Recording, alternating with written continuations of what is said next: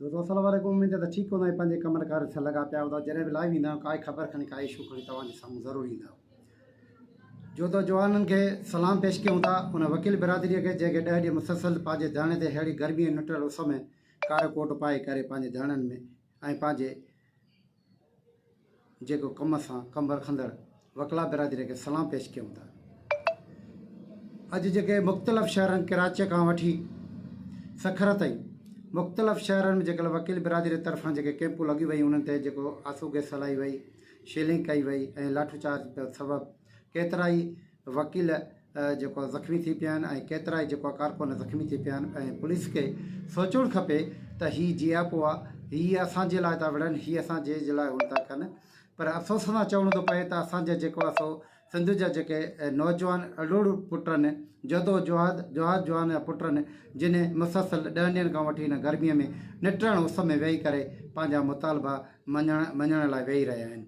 सिंध जो जियापो, सिंध जे सिंधु दरिया मां जेके शही केनाल कढण ख़िलाफ़ु जेको मुसलसल अॼु 10 ॾींहं गुज़रण बावजूद बि केतिरा ई नौजवान बेहोश बि थी पिया आहिनि। केतिरनि नौजवाननि जे मथां आंसू गैस हलाई वई आहे, साफ़िन जे मथां आंसू गैस हलाई वई आहे। पर सुबुह खां वठी राति खां वठी जेका सिंध हुकूमत जे सिक्योरिटी तौर ते सिंध हुकूमत जे जेके पॉलिसी तौर ते धरना ख़तमु करण जे लाइ जेके ॻोरियूं मशीनियूं इस्तेमालु करण जे लाइ घुरायूं वयूं, पर अॼु मुख़्तलिफ़ सिंध जे मुख़्तलिफ़ शहरनि में कराचीअ खां वठी पंहिंजे वकीला बिरादरी जे मथां जेको तशदुद कयो वियो आहे, कारकुननि मथां तशदुद कयो वियो आहे ऐं मशरल माण्हुनि जेको आहे सो जेको अॼु सरकारी नुक़सानु थियो आहे। पुलिस जूं गाॾियूं जेके तोड़ फोड़ कई ऐं बाहियूं लॻियूं, उन जा ज़िमेदार सिंध हुकूमत आहे ऐं सिंध पुलिस आहे।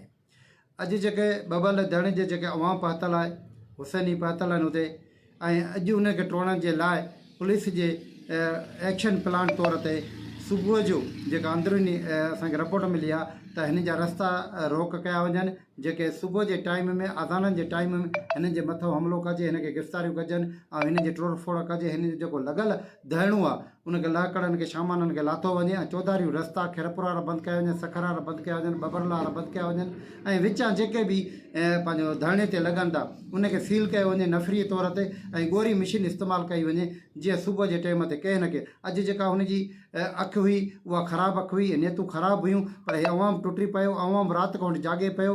अवाम जेको आहे सो वड़ाच खे हथु लाहिण जे लाइ अलाए केतिरो जेको आहे जानियूं क़ुर्बानी थियणी पवंदियूं। अगरि जे हुकूमत वड़ाच साहिब खे गिरफ़्तार करण में कामयाबु वञे थी, पर उनजो रिज़ल्ट ॾाढो किने में किनो निकिरंदो ऐं ॻोड़ो निकिरंदो। छो जो त हितां जो अवाम रतु ॾियण लाइ तयारु आहे, हितां जो अवाम पाणीअ जे रतु फुड़े जे लाइ क़ुर्बानी ॾियण लाइ तयारु आहे। नौजवान खे सलाम हुजे, जस हुजे उन्हनि माण्हुनि खे, उन हारियुनि खे ऐं उन्हनि खे सोशल वर्कर खे, सिविल समाज माण्हुनि खे, वकला बिरादरी खे जेके सुबुह अॼु 10 ॾींहं थी विया आहिनि मुसलसल हिन गर्मीअ पंहिंजा कनि था, उहो तव्हां ऐं असांजे लाइ विढ़नि था, हुननि जी पंहिंजी ज़रिए बनी न आहे। सभिनी इलाइक़नि वारनि खे होशियारु था थियणु पवंदो। सुभाणे हिकु अहिड़े वक़्त में बि पंहिंजो प्लान शुरू कंदा ऑपरेशन जो ऐं पंहिंजो मुहताज रहणो। इहे जेके चौधरी जेके रस्ता आहिनि उनखे महफ़ूज़ कयो ऐं जागी गुज़ारियो ऐं वकील बिरादरी जो हथ मज़बूत कयो। वॉइस ऑफ प्राइल पेज खे लाइक करणु, शेयर करणु ऐं ताज़ा ताज़ी ख़बर ॾिसण को नईं सारी ईंदा, जेका नईं अपडेट वेंदी तव्हां वटि ज़रूरु पहुचाईंदा। अस्सलाम वालेकुम।